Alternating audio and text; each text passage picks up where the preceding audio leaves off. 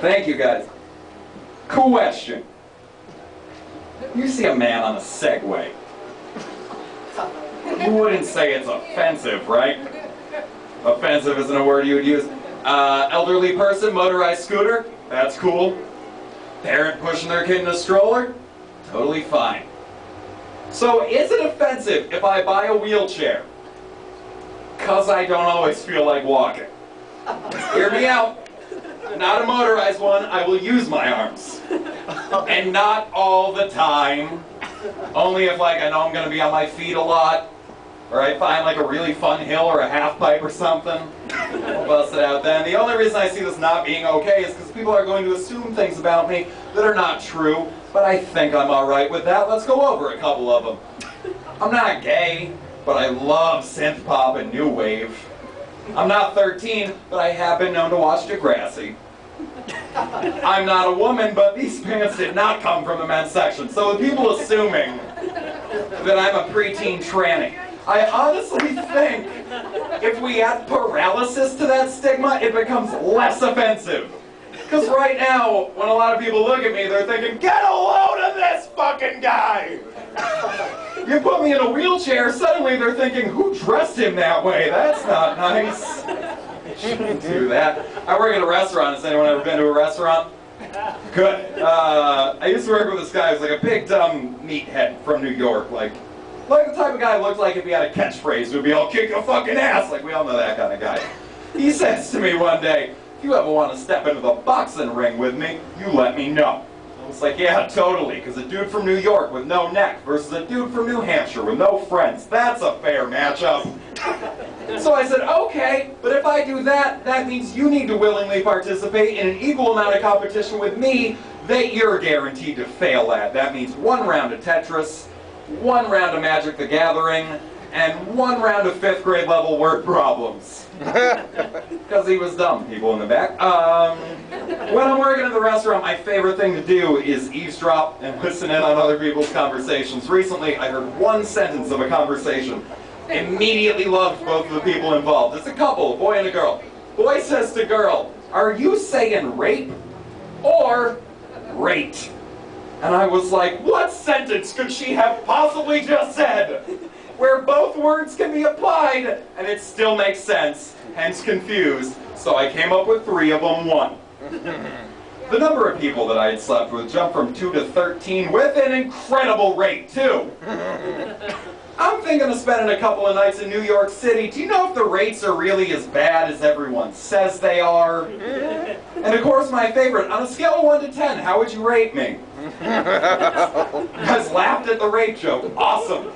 Let's keep pushing that line. Back in high school, my best friend had a crush on this girl. He thought she was very attractive, but she was a member of the elite of the, like, social status totem pole. We were just fucking dirt to them. Like, if they spoke to us, it was only to make us feel more like shit than we already did all of the time. Like, I don't want it to sound like I'm holding a grudge from a decade ago, so I'm not going to mention her name, Mandy Thompson, but I found out recently that she does porn now. So the first thing I did was send a text to my best friend, and I was so happy to tell him. Just like, must feel so good after all those years of putting this girl on a pedestal and building her up. Now you know you're better than her. Because there are no pictures of you sucking dick on the internet. Sure, it's only because that one time no one had a camera, but whatever. The fact remains that all being beautiful and popular ever got her was the title of Gutter Slut Girl of the Month. That's pretty good for us. And I hope my high school adds her to their list of like claims to fame, so that when they're giving a tour of the campus, they're like, here at Pinkerton Academy. I don't know why they have that weird accent. It's in New Hampshire. Here at Pinkerton Academy, our staff once included legendary poet Robert Frost. Years later, porn star Tia Cox would mount a pair of dicks at the same time, not unlike 2 roads diverging in a yellow wood, thereby proving that she is anything but the road less traveled. Pinkerton Academy, a legacy of greatness and money shots. Willing to bet that's the first Robert Frost dick joke any of you have ever heard. I put money on that one. Let's take one more step over the line, then I'll clean it up for you guys. A girl I know was oversharing recently, and she told me that she does not like to give her boyfriend blowjobs. She hates it. So what she did was she covered his nether regions in brownie batter. Brownie batter, dude, that's a BBBJ. That is awesome. I was blown away, kind of disgusted. I was like, did that make it better? Yeah, it was awesome. Did he like it? No, not really. Oh, well, what kind of weirdo are you dating? Who doesn't want their nether regions slathered in a thick, fudgy coating? They're about to get to third base with a Keebler elf. There's nothing creepy about that. But the thing that bothers me the most about this is, like, where is the romanticism? This is supposed to be an act of passion. That's all gone the moment you come in the bedroom with a spatula. You're like, oh, baby, I'm gonna treat you right. Once you put your dick in this Twinkie, because that's the only way I don't find it repulsive. But let's do that. It's not spicing up your sex life at that point, guys. That's just spicing up a snack cake commercial. That's all that is. It's just like, hey, where's the cream filling? Bam! Now that's the stuff hostess. Lost my debit card a couple weeks ago. Not that awesome. If you guys are thinking about doing it, I would say don't. So I go to the bank, cancel that card, and get a new one. And I asked the lady who was helping me out if she could just read back the last several charges on my card so we could make sure nothing was on there that wasn't supposed to be. And she said, it's a great idea. I said, yeah, it is a good idea. Lady who does this for a living, why am I the one suggesting this? But she got the last laugh because she starts reading them off. And she's like, looks like the last one was GameStop, video game store. Does that sound right? Yeah, that sounds totally right. Alright, and then I have a Nintendo download service. Is that? Yep, that was me. Then I have Steam game downloads, and then GameStop again. Alright, can you stop reading those out loud? I think we verified that I made all of those sad purchases. You don't need to taunt me with them. But what it really made me want to do was go out and purchase like a semester worth of college courses. Just to see how quickly I got the phone call, like, we're pretty positive your car was stolen. By some intelligent person with goals and ambition. Oh, the irony. Don't worry, we canceled the card. We're sending you a new one, which we've already used to purchase you a t-shirt that says I have no fucking friends. So that seems like something you should have. It was difficult for me growing up, trying to become the nerd that you see before you now. Because I grew up in a very strict born-again Christian household, I wasn't allowed to play any of the awesome violent video games that I so wanted to play. One day I came home from school, my mom told me I wasn't allowed to play Mortal Kombat. I was like, did Jesus have something to do with this? I'll bet he did.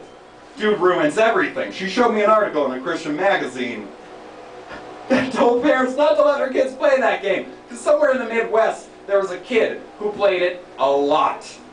And they claimed that was what made him lose touch with reality, causing him to bring a steak knife to school, stab his classmate 26 times, and try to eat him. Drink up. Yeah, drink up. It'll get funnier. So the kid like tried to eat him, and I always thought that was kind of hypocritical. Like, son, I don't want you exposed to violence, so read this article about someone getting stabbed 26 times. It's kind of messed up. Where was that mindset when you were telling me not to do drugs? That would have been, son, drugs are bad. Eat this acid, you'll understand why. You'll also understand the complex inner workings of the universe, as a little bonus. To this day, I'm not completely sold that this kid's murder and his favorite video game had as much to do with each other as they want you to think. I think there was something else going on in that brain besides too much Sega Genesis. Because that's not in the game. There are no steak knives in Mortal Kombat. Did he even say finish him? Because if he didn't, you've got no case whatsoever. So it didn't matter what I say. I just wasn't allowed to play the game anymore, and I was very upset. But I figured out a way to solve my problem. The next day I brought a crucifix to school and I nailed my classmate to it, and I was like, I learned that from too much church. Can we stop doing that now too? Flawless victory. I got married last year to a woman. Yeah. What everyone wants to know now that I'm married, is when are you gonna have a kid? No, dude. This guy doesn't have kids. I am a child. I should not be having them. But I'm really frightened about it, and not just because babies are disgusting, mostly because I know I'm gonna hate them. It's been genetically predetermined. Before I was born, my mom wanted to name me Elliot. My dad goes, don't name him Elliot. Elliot's the scrawny nerd with glasses who everybody picks on. Fucking great job, Dad! This is your fault? So now, like, they didn't want a nerd, they got me.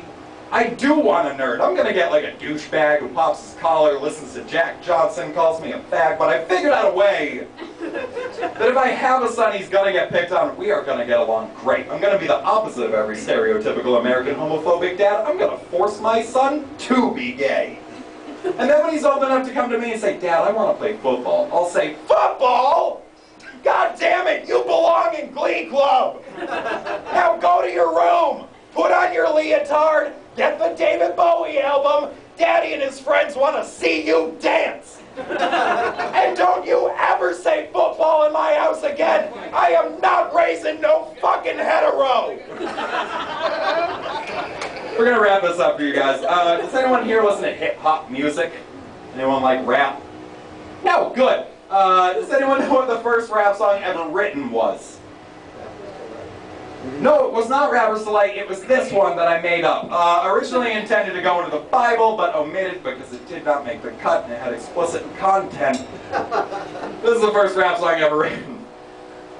Since long before Jesus was born in a manger, fuck Ice-T, I'm the original gangster. You think you're hardcore because you smoke hydro and kush? Stop by Mount Sinai, I'm roasting blunts up burning bush. Then I head over to Egypt, and I drop in on Pharaoh, and I'm like, yo, it's me, Mo. Now let my people go. He says no, so I suggest armor as an investment, because I'm the baddest motherfucker in the Old Testament.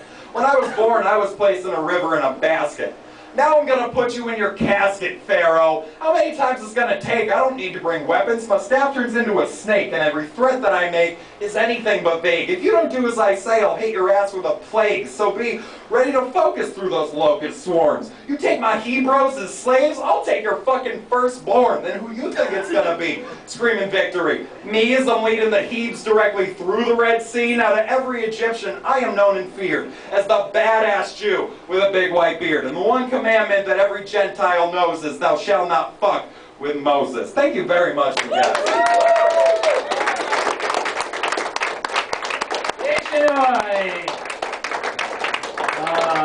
Alright, you guys, we have a headliner coming up right now.